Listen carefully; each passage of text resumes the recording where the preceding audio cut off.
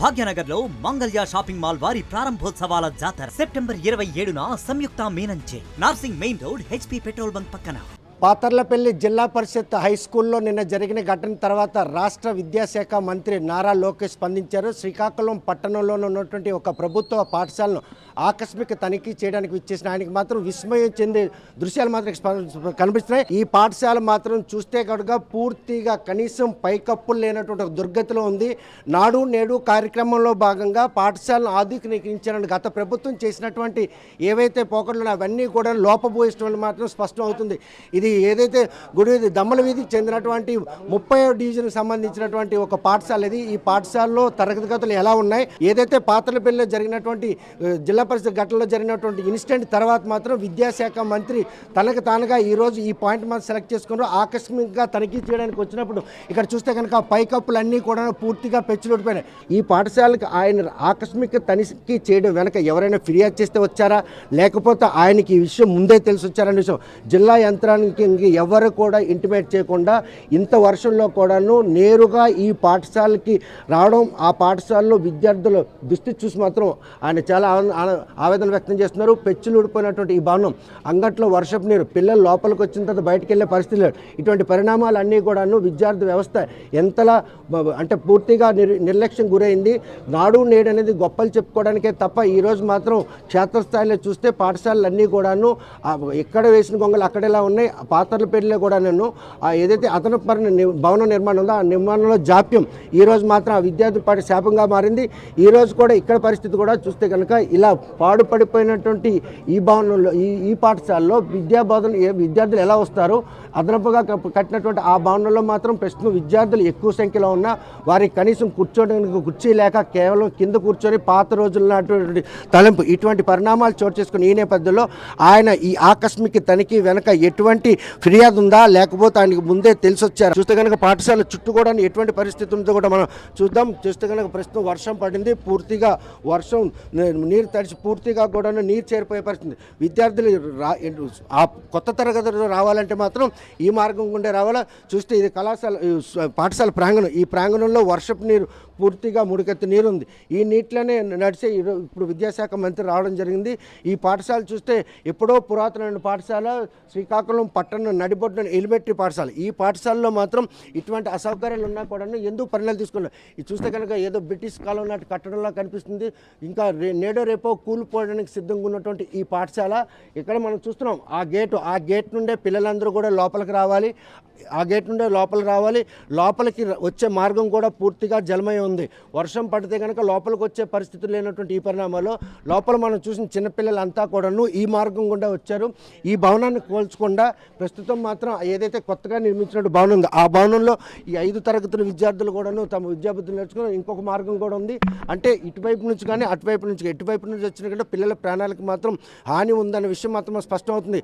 శ్రీకాకుళంలో ఆకస్మిక పర్యటన మాత్రం ఈరోజు ప్రతి ఒక్కరిని కూడా ఆలోచన చేస్తుంది. ప్రస్తుతం పిల్లలతో మాట్లాడుతున్న ఆయన మాత్రం పిల్లలందరితో కూడాను ఇష్టాగోష్ఠిగా వచ్చినట్టు అసౌకర్యాలన్నింటినీ కూడా పరిణామాలు తీసుకున్నారు. ఉపాధ్యాయులను కూడా అడిగి తెలుసుకోవడం జరిగింది. అదేవిధంగా విద్యార్థులను కూడాను ఆయన మాత్రం అడిగి తెలుసుకునే పరిస్థితి. ఇటువంటి పరిణామాలు చోటు చేసుకునే నేపథ్యంలో ఎలిమెంటరీ స్కూల్లోనే ఇటువంటి అసౌకర్యాలు నెలకొన్నాయంటే ఇంకా జూనియర్ కాలేజీ కావచ్చు, అదేవిధంగా ప్రాథమిక పాఠశాలకి ఎటువంటి పరిణామాలు చోటు చేసుకుంటే అన్న విషయం కూడా మనం చూడాలి. ఆయన మాత్రం ఆకస్మిక పర్యటన వెనక మాత్రం ఏదో నిగూఢం దాగి ఉందన్న విషయం మాత్రం స్పష్టమవుతుంది. ఎవరు వచ్చింది? ఎవరు వచ్చారు? ఎవరు వచ్చారు? ఇంకొక ఆయన ఎవరు? ఏంటి ఆయన? ఏం మాట్లాడారు సార్ మీతో? మాతోనే మా స్కూల్ మొత్తం డెవలప్ చేస్తారన్నారు, నీట్గా బాగా చదువుకోమన్నారు, మా అటెండెన్స్ మొత్తం బాగున్నది అన్నారు, మార్క్స్ కూడా మార్కులు వస్తున్నాయని అన్నారు. చెప్పారా మీ సమస్యలు ఏమున్నాయో? ఎంతమంది టీచర్లు ఉన్నారు ఇక్కడ? 5 ఉన్నారు. ఎంతమంది మీ పిల్లలు? ఎంతమంది ఏమైనా పాఠాలు చెప్పారా? ఆయన ఏమైనా పాఠాలు చెప్పారా? బుక్స్ తీసుకున్నారు కదా? బుక్ ఆల్ క్లాస్ తీసుకోండి, 3rd క్లాస్. ఎవరు పాఠాలు చెప్పిందే? ఎవరికి చెప్పారు? ఎవరు వచ్చారు ఇక్కడికి ఎవరు వచ్చారు? లోకేష్. ఏం చెప్పారు? పాఠాలు చెప్పారా? కాదు ఎవరికి పాటలు ఎవరో చెప్పు ఏ పాఠం చెప్పు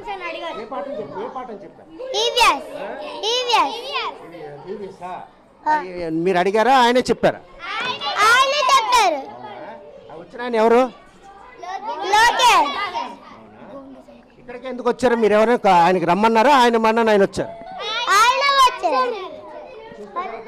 అరగంట సేపు ఈ 3వ తరగతిలో ఆయన పిల్లల్ని అడిగి తెలుసుకున్న తర్వాత ఉపాధ్యాయులు వీరి సమస్యలు మాత్రం తీరుస్తామని హామీ ఇవ్వడం వారికి పాఠాలు చెప్పడం ఈ పరిణామాలన్నీ కూడాను ఈ పాఠశాలకి ఒక మహర్దశ వచ్చింది. అందులో ఎటువంటి ఇటు పిల్లలు కానీ ఉపాధ్యాయులు కానీ ఇక్కడ ఉన్న సమస్యలు మాత్రం పూర్తిగా చెప్పడం జరిగింది. వీళ్ళంతా మీ మేషాన్ని కలిసారా? ఎవరిని కలిశారు? ఆయన వచ్చిన ఆయన ఎందుకు కలిశారు? ఎవరైనా వచ్చింది? ఎవరెవరు కోసం గుండు శంకర్ సార్, లోకేష్ సార్ వచ్చి స్కూల్ డెవలప్ చేయడానికి వచ్చారు. మీరు ఏమైనా చెప్పారు ఆయనకే మా సమస్యలు ఉన్నాయని? పాఠాలు చెప్పారట నిజమేనా? మాకు చెప్పలేదు సార్. థర్డ్ క్లాస్ చెప్పారా? మీ దగ్గరకు వచ్చి ఏం అడిగారు? బాగా చదువుకోమని చెప్పారు, డిసిప్లిన్గా ఉండమని చెప్పారు సార్. ఇక్కడ తరగతి గదులు బాగోలేవు కదా స్కూలు, దాని గురించి చెప్పారు అంటే నీట్గా చేస్తానన్నారు. పాఠాలు కూడా చెప్పారు కదా, ఏం పాఠాలు చెప్పారు? మాకు చెప్పలేదు, థర్డ్ క్లాస్ చెప్పారు. చూస్తే కనుక ఒక ఫ్యాకల్టీగా మరో విద్యాశాఖ మంత్రి ఆకస్మిక పర్యటనలో మాత్రం ఆసక్తికరమైనటువంటి పరిణామాలు బయటకు వచ్చాయని మాత్రం శ్రీకాకుళం కార్పొరేషన్లో ఉన్నటువంటి 30 డివిజన్లో ఉన్న ఈ ఎలిమెంటరీ స్కూల్లో చదువుతున్నటువంటి విద్యార్థులకు పాఠాలు చెప్పడమే కాకుండా ఇక్కడ ఏదైతే అసౌకర్యాలతో ఇబ్బందులు పడుతున్నారో ఆ అసౌకర్యాలన్నీ కూడా పూర్తి స్థాయిలో నిర్వహించేసి క్లియర్గా వారికి మౌలిక సదుపాయాలు కల్పిస్తాం. ఈ ఏదైతే పెచ్చులు ఊడిపోయినటువంటి ఈ తరగతి గది ఉందో పూర్తిగా డిస్మాంటిల్ చేసి కొత్త అధునాతన పాఠశాలను కూడా నిర్మించిస్తామని చెప్పి హామీ ఇవ్వడంతో విద్యార్థులందరూ కూడా ఆనందం వ్యక్తం చేస్తున్నారు.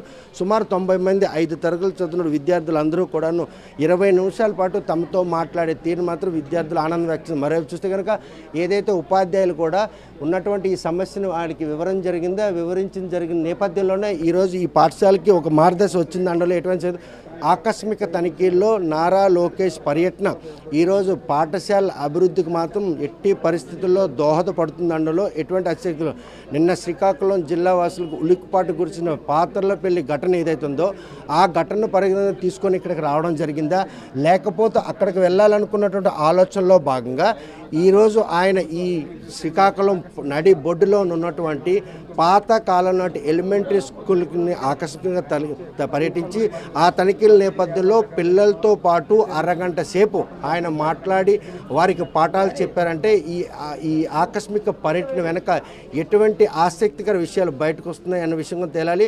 ఎందుకంటే ఈ పాత భవనాన్ని పూర్తిగా డిస్మెంటిల్ చేయకుండా కొత్త అధునాతన తరగతి గది నిర్మించిన కనీస మౌలిక సదుపాయాల కల్పనలో మాత్రం వైఫల్యం ఈరోజు ఆ విద్యార్థి పాటు శాపంగా మారింది. ఈ మారుమూల ఎలిమెంటరీ స్కూల్ని ఎందుకు ఆయన సందర్శించారనే విషయం మాత్రం ఆయన మాటల్లోనే తెలుసుకునే ప్రయత్నం చేద్దాం.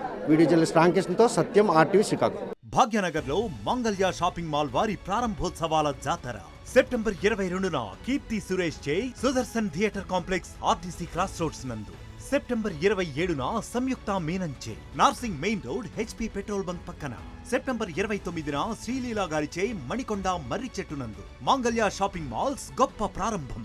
ప్రారంభోత్సవ ఆఫర్స్ మిస్ కాకండి. Mangalya shopping mall, Telangana, Andhra Pradesh.